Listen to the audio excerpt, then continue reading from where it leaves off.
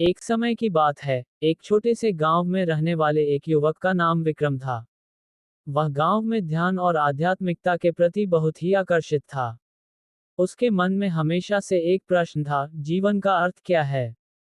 एक दिन, उसने गांव के पुराने मंदिर में पुराने पुस्तकों की खोज शुरू की। उसे अपने आत्मा की खोज में खो जाने की खामोशी में एक नई दुनिया का खुलासा हुआ। उसने ध्यान और तपस्या की शिक्षा ली और उसका ध्यान उसकी आत्मा के परिपक्व होने के लिए बढ़ा। एक दिन, गांव में एक आध्यात्मिक गुरु आया। उसका नाम गुरु रामदास था। वह गांव के लोगों को ध्यान और आध्यात्मिकता के महत्व के बारे में शिक्षा देने आया था।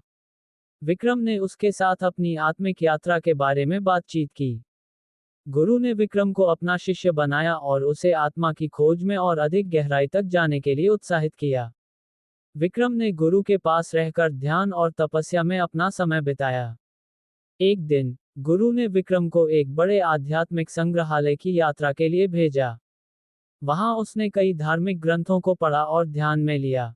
एक रात, उसे एक रहस्यमय गुफा में एक पुराना पुस्तक मिली। उस पुस्तक में एक चित्र था जिसमें दो धर्मों का संग्राम दिखाया गया था। विक्रम ने उस पुस्तक को पढ़ते हुए समझा कि धर्म का संग्राम अक्सर मानवता को अंधविश्वास और बेवजह के तनाव में डाल देता है।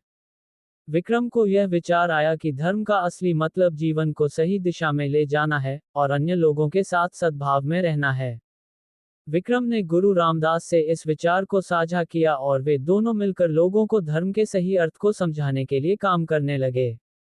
उनकी यह यात्रा धार्मिकता और आत्मिक विकास की ओर एक नई दिशा दिखाई। विक्रम की कहानी बताते हुए हमें ये याद दिलाती है कि धर्म सिर्फ आराधना और पूजा का ही नहीं होता, बल्कि धर्म का सही मतलब यह है कि हम जीवन को सही तरीके से जिएं और दूसरों के साथ भाईचारा और समझौता बनाएं।